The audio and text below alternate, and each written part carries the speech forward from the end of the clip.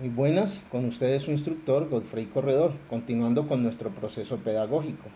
En la charla anterior estuvimos analizando algunos conceptos básicos en materia tributaria con los cuales nos vamos a ir encontrando en la historia de los impuestos de Colombia.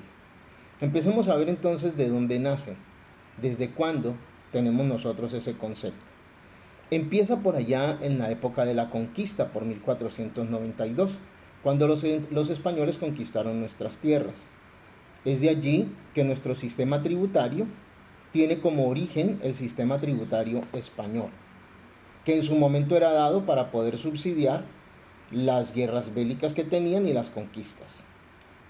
Se subdividían en dos grandes grupos, similar a ahora, solo que con algunas diferencias. Y eran impuestos directos e impuestos indirectos. Los impuestos directos eran 9 y los impuestos indirectos eran 11. ¿En qué consistía cada uno de esos impuestos? Veamos en qué consistían. Los impuestos directos eran una relación de vasallaje, donde los indios debían rendir al Estado o a su señor servicios que podían comprometer la parte laboral o la producción económica. Y los impuestos indirectos eran aquellos que recaían directamente sobre el consumo o sobre actividades industriales o comerciales. Veamos entonces inicialmente cuáles eran los impuestos directos, esos 9 directos. Empezamos con uno que se denominó tributo de Indias, que era el tributo que debían pagar los indios en reconocimiento de su señorío, dado por allá por Carlos V en los años de 1523. Luego viene el segundo, que era la bula de la cruzada, que era una limosna que tenía como objetivo financiar la guerra contra los moros y también financiar las cruzadas, cuyo objeto principal era recuperar la ciudad de Jerusalén. A cada ciudad importante del virreinato se le daba un valor que era el que tenían que aportar, una suma a pagar. El tercero eran las medias anatas, que era un tributo que debían pagar los oficios eclesiásticos.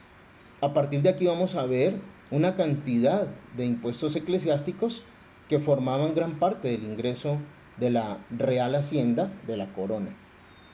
Ese tributo lo pagaban los oficios eclesiásticos a la Real Hacienda. De allí también el concepto de Ministerio de Hacienda. Y consistía en la mitad de los ingresos del primer año. Felipe IV lo extendió a todos los oficios y cargos y recibiendo ya en ese momento por parte de él otro nombre que se llamaba la media anata secular. El cuarto era la mesada eclesiástica. Consistía en el pago de un mes de ingresos de los clérigos con destino a la Real Hacienda. El quinto eran los espolios. Este impuesto consistía en que los bienes de los obispos y los arzobispos cuando fallecían pasaban a la Real Hacienda. El sexto eran las vacantes mayores. Era un tributo que consistía en que las rentas de los oficios eclesiásticos por la muerte de un clérigo también debían pasar a la Real Hacienda. El séptimo se llamaba subsidios eclesiásticos. Era un impuesto de carácter provisional que luego pasó a ser permanente, como hemos visto nosotros ahora también en nuestros tiempos, ¿no? Mira de dónde viene el concepto de impuesto provisional que luego se convierte en permanente. No sé, me llega a mi mente por ahí algo de un decreto 2331 provisional que también dieron y eran 2 por 1000 y resulta que ya estamos en el 2021 y no lo han quitado. Dicen que no hay nada más constante que un impuesto provisional. Así pasó con el subsidio eclesiástico. Esto era pagado por los eclesiásticos precisamente para atender urgencias del reino.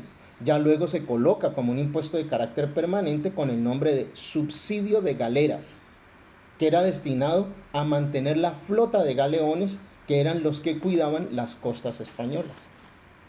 Posteriormente viene un impuesto denominado enajenación de oficios o cargos públicos. Allí en ese entonces los principales cargos y oficios eran rematados en subasta pública por aquellos que tenían las condiciones para poder desempeñarlos. Este ingreso constituyó un alto valor para la Real Hacienda. Y el noveno, al que se le denominó Donativos graciosos. Ya está el mismo nombre, es como gracioso. También se me viene a la mente algo como solidaridad sostenible, ¿no? Cosas como esas.